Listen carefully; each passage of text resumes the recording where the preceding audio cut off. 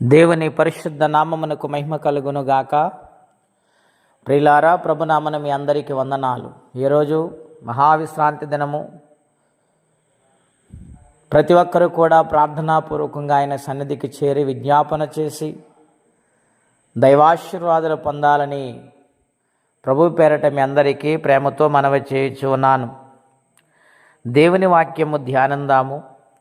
కీర్తనల గ్రంథం 24వ అధ్యాయం 1వ వచనము నుండి, సైన్యములకు అధిపతియగు యెహోవా, నీ నివాసములెంత రమ్యములు! యెహోవా మందిరావరణములను చూడవలనని నా ప్రాణమెంతో ఆశపడుచున్నది. అది సొమ్మసిల్లుచున్నది.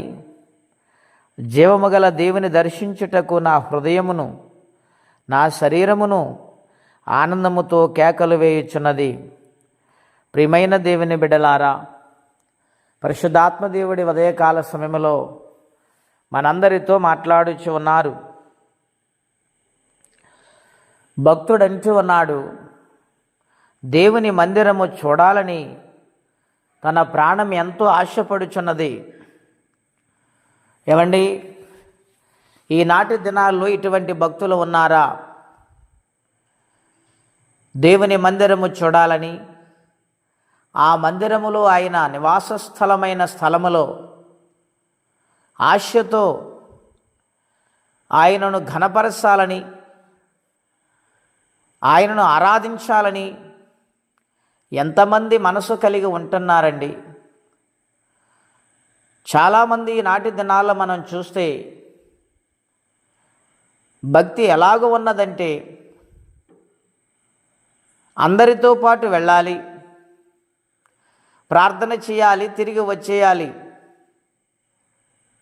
అంతే తప్ప హృదయము తెరవబడి దేవుని యొక్క సన్నిధానములో కన్నీళ్లతో ప్రార్థన చేసి విజ్ఞాపన చేసి ఆయనను బ్రతిమాలుకునేవారు ఎంతమంది ఉన్నారండి. ఇక్కడ ఒక ఉన్నతమైన భక్తుడు ఆయన మందిరావరణము చూడవలనని తన ప్రాణము ఎంతో ఆశపడుచున్నదని మాట్లాడుచు ఉన్నాడు. రెండవది సొమ్మసిల్లుచు ఉన్నది. ఎంత భక్తి అండి, ఎంత విధేయత, ఎంత ప్రేమ! జీవము గల దేవుని దర్శించుటకు నా హృదయము నా శరీరము ఆనందముతో కేకలు వేయుచున్నది. అవును ప్రియులారా, నీ దేవుడిని యెహోవాను పూర్ణ మనస్సుతో, పూర్ణాత్మతో, పూర్ణ బలముతో, శక్తితో ఆయన ఆరాధించాలి. భక్తుడు అదే చెబుతూ ఉన్నాడు. ఆయన సన్నిధానములో నా హృదయము నా శరీరము ఆనందముతో కేకలు వేయుచున్నది. దేవుని బిడ్డ, ఆ విధముగా ప్రార్థించగలిగితే దేవుడు మన కోరుకున్న ప్రతి అవసరత, మనము కోరుకున్న ప్రతి ఒక్క కోరికను ఆయన అనుగ్రహించు దేవుడై ఉన్నారు. గనుక మందిరాన్ని ప్రేమించే వారిగా ఉండాలి. 122వ కీర్తనలో, యెరూషలేమా, నిన్ను ప్రేమించువారు వర్ధిల్లుదురు. అవును ప్రియులారా, ప్రభు సన్నిధిని ప్రేమించే వారిగా ఉండాలని ప్రభు పేరట మీకు మనవి చేస్తూ ఉన్నాను.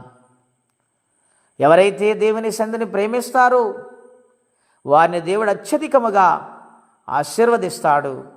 ఆయుష్ ఆరోగ్యములు అనుగ్రహిస్తారు, సమస్యలను విడిపిస్తారు, కుటుంబాలను వర్ధిల్ల చేస్తారు. అటువంటి ప్రార్థనా జీవితం మనందరము కలిగి ఉందుము గాక. ప్రార్థన. పరిశుద్ధుడైన తండ్రి, ఘనమైన మీ నామం కొరకై వందనములు.